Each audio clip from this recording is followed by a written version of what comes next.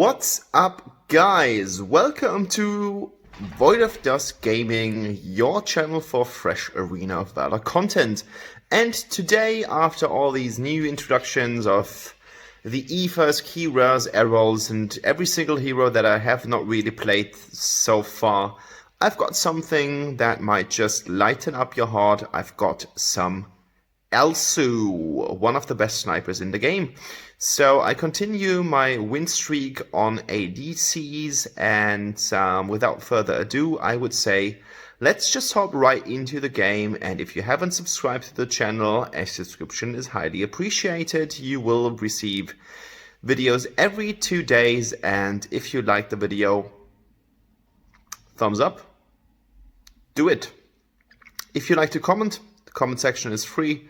So enjoy the video and have a nice day. Void of Dusk, over to the build section. Here we go. This is my Elsu build. So I have chosen the staple units basically on this hero. So we've got the war boots for attack speed as well as some movement speed. I've got an item that I can basically do in everything that I want. I've got Muramasa for armor pierce. I've got the Devil's Handshake, the good old Bow of Slaughter. It's a really nice item. You should definitely use it on your range heroes. And I've got the Death Sickle to prevent the fatal blow that's gonna destroy me. Arcana-wise, I have chosen the Crit Assassin build, so called. It's Atrocity 10 times, it's Guerrillas 10 times, and it's Skewer 10 times, so nothing that should surprise you. And enchantment wise, we are going with the Endless Cycle. So I've got the Reaper's Blessing, I've got the Gunslinger, and I've got the Endless Cycle to be in the game when my team needs me. That's the most important thing, and you should save it for the very end of the game, because at the beginning of it, it's not really going to do that much, and you're gonna waste it because you have it just 2 times. I've got the Raging Inferno because you want to snipe, and if you snipe, that's gonna proc, as well as the Deadly Claw for just this minor increase on the attack damage. And that's the build. Alright guys, so this is like super Q. I think we've got a 5er Q as far as I'm concerned. Yes, we've got a 5er Q, so we will be up against a 4 or 5 Q in this matchup. So that's gonna tell you that these guys might just be friends forever, and we are as well. And I can just confirm, in the beginning of the game, nothing spectacular happened.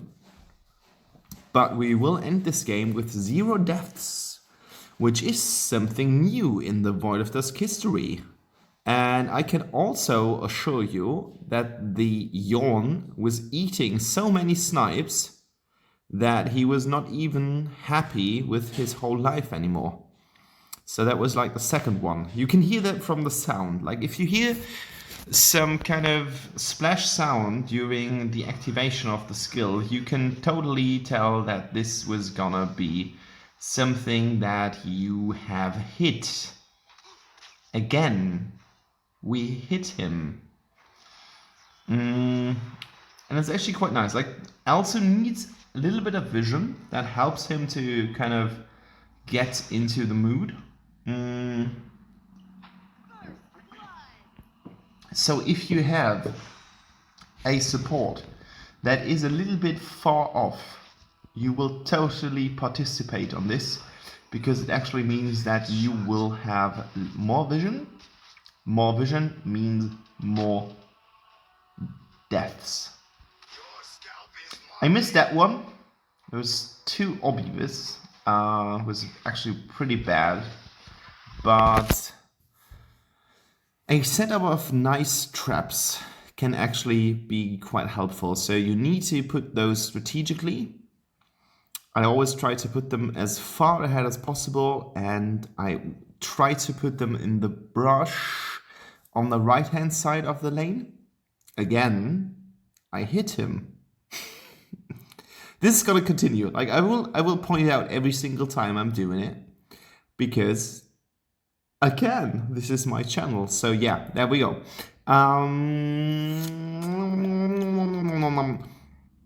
So what most people do wrong about Elsu, and I see that a couple of times if I watch videos here on YouTube, is that they just fall back to the snipe option. Elsu isn't the fastest AD carry in the world. Like his attacks are quite slow, but that is because he packs quite some punch. So his attacks do more damage, but they take a little bit longer. So you profit quite well on the fact that you can use your auto attacks to do a lot of damage, and you should not neglect that. Like it's really good. Like your auto attack damage is actually a really good source of constant damage on an enemy. So what I would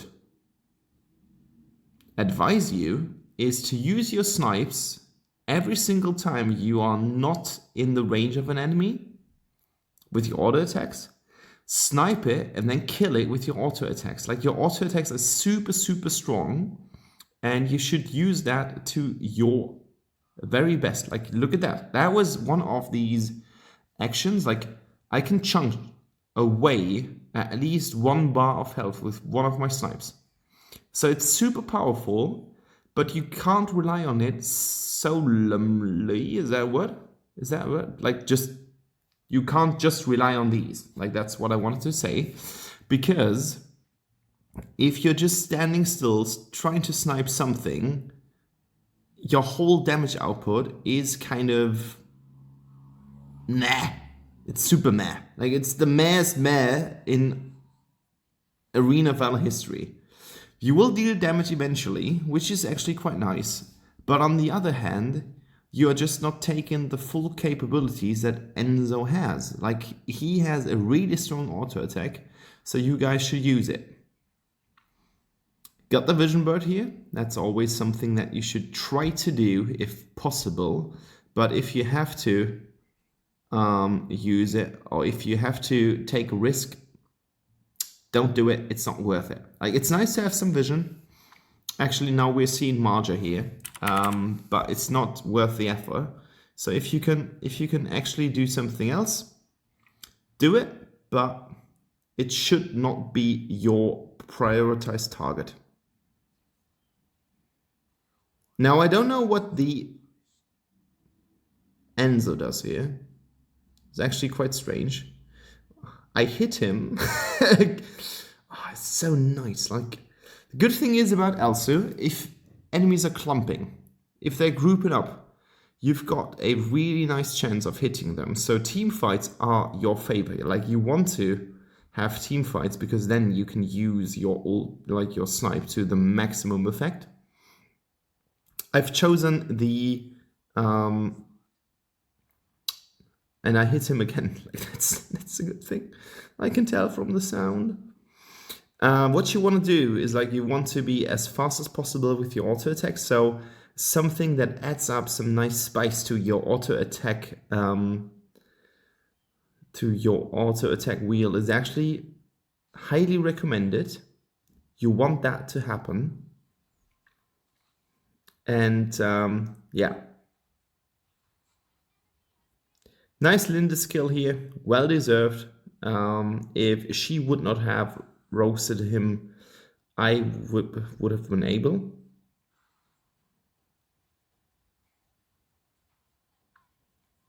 And a nice double kill. Like you can see that we're pushing really hard on this one, and everyone is basically doing every single thing that he or she can to get this victory. So we've got the Abyss Dragon Kratos. Nice thing that he got a name.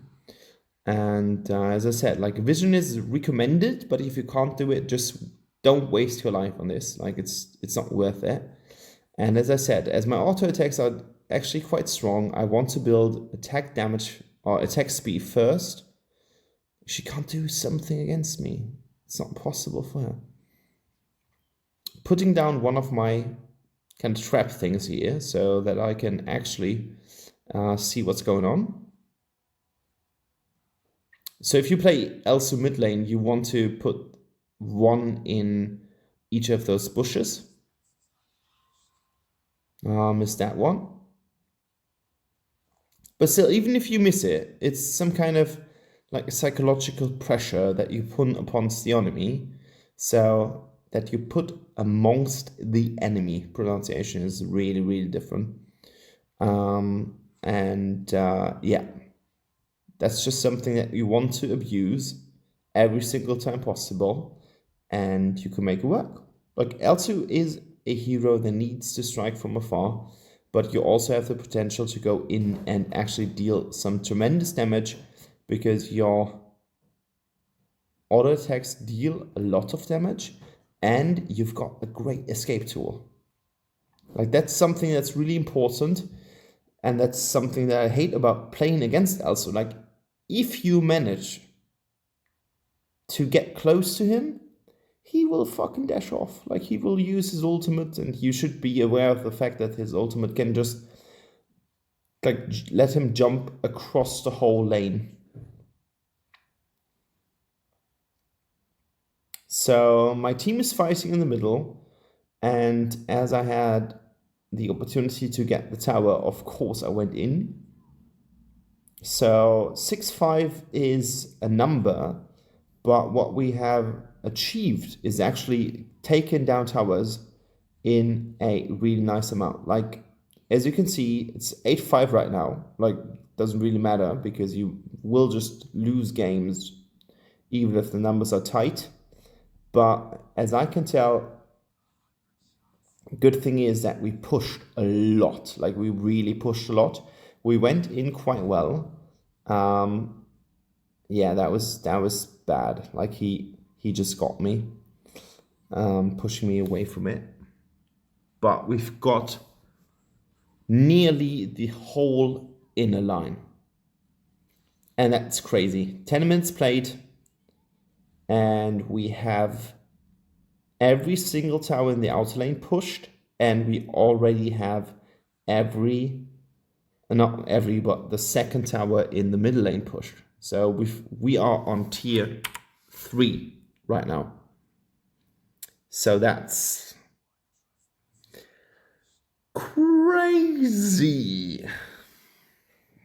Really nice team play here.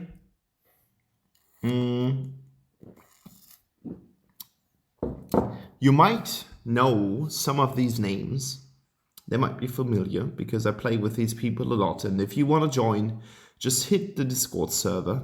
I've got a link in the comments. So we do a lot of 5v5s. And of course, sometimes we're playing against teams that are super coordinated. They play a lot with each other. Hit him! But in this case, it actually seemed that they were quite overwhelmed with our performance. Defeated a Malok here, and that's a good thing, because Malok can be quite devastating. Like, he's got the shield. He's got... Oh my god, I'm doing so much damage. There was like two health bars or something, and the clearing time is actually quite solid. So what you want to do is, if you're in a situation like this, you want to snipe. You want to snipe as heavy as possible, because it actually gives you the position or the opportunity to go just in and deal damage. And damage is everything that you need.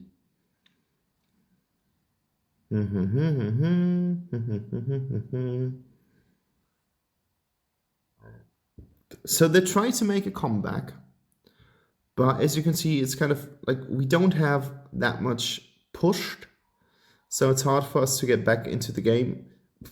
Natalia falls, and that's a matter of fact because we were staying in the middle lane for just too long. Like, we were taking too long. We should have backed up and focused on some other objective. Like, that would have been crucial. And now we have to reset the game. And that's always a bad thing. Like, you should always try to be as mobile as possible. That's just some advice that I can give you, and I can give you that advice because actually the game was just going really, really well. And here we decided to kind of do the Abyssal Dragon, the Dark Sayer, but not really do it because now everyone is closing in. I'm super lucky on getting Enzo here because otherwise he might have just destroyed my team and everyone got here out alive. So that was brilliant. Like, that was a really brilliant gameplay. The enemy overextended quite hard. Superman was doing a good job on kind of shoving them back to the places where they should be. We've got Abyssal Dragon, and now we've got another tower. As I said, you've got the punch, so you can easily outforce enemy towers. Now I need to be careful, and I jumped in the right direction. I don't know how I ended this. Like, that was luck. Like, that was pot luck. Luckily my team goes in here, and as you can see, I'm not relying on my snipes anymore. Like right now I'm going back because actually that does not really feel really healthy.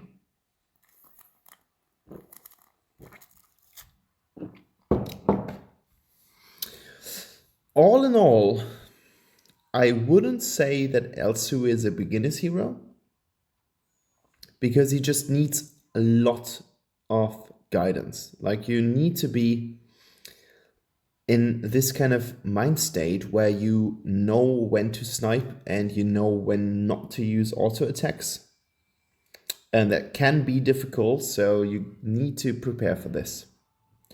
But in this case, it worked out really well. I've got 3 kills, 0 deaths.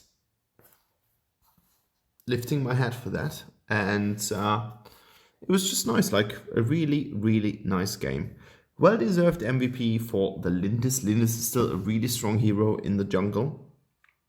So if you want to have a jungle performance, use her. Now 9309, there we go, that's my build. And here comes the details, and that's the end of the video. I hope you enjoyed it, and yeah, see you around, guys.